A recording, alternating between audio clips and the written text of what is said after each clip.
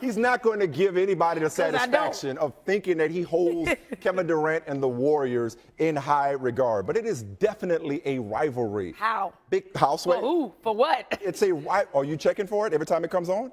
That doesn't make it a rivalry. Is there dislike? No, I think you're looking at rivalry, and a lot of people are looking at it in the strictest definition of it, which is there has to be a back and forth. Has to be some resistance, I don't see it. I think you can make exceptions to every rule, and given how personal this is, how bad the blood clearly is, how much bigger than basketball this is, how it's appointment viewing, even if the game isn't that far away or isn't that close, and these teams are obviously very far away and very far apart, this does constitute a special kind of rivalry. It's just a dislike between two teams. Did you ever consider when LeBron was with Cleveland the first time around, Cleveland, Chicago, when they had D Rose and Noah, was that a rivalry?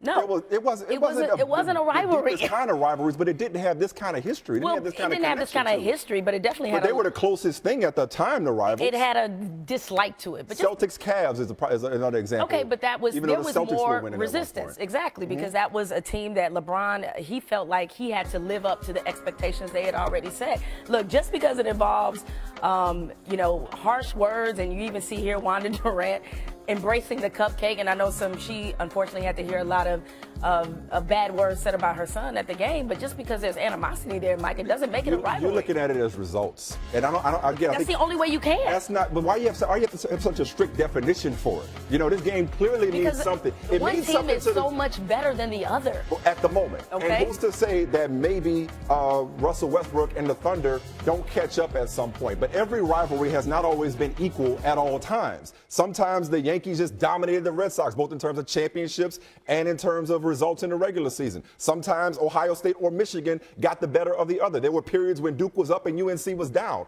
It's still a rivalry because you're talking about something that clearly there's bad blood and animosity. When people are going head to head and talking trash like that, there's dislike. Mm-hmm. Clearly, there's hurt feelings on both sides. Oh, so you finally admit that Russ was actually hurt by KD? What's even hurt?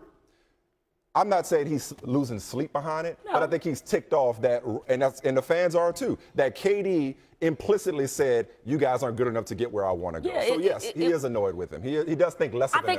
I think it's okay for him to feel hurt and not from the position of, he's mourning the loss of KD. That's all yeah, I mean, he's moved on. He's not watching television. No, he's not, but he ain't playing his record, so no, he's not sitting there flicking the lamp on and off, okay, like Alex Forster. But no, it's not like that. But clearly, I think he has lost a lot of respect for KD. Mm-hmm. And I think I know we'll talk about this a little bit later with our buddy Mark Spears from the Undefeated, but I think this is one of those moments in their friendship. Well, they don't even have a friendship anymore. Like they're never going to go back to what they were. I don't think so. Like maybe when they're both retired and can look back and have a different perspective. But we're not going back to whatever it was, whatever was their relationship when they were playing together.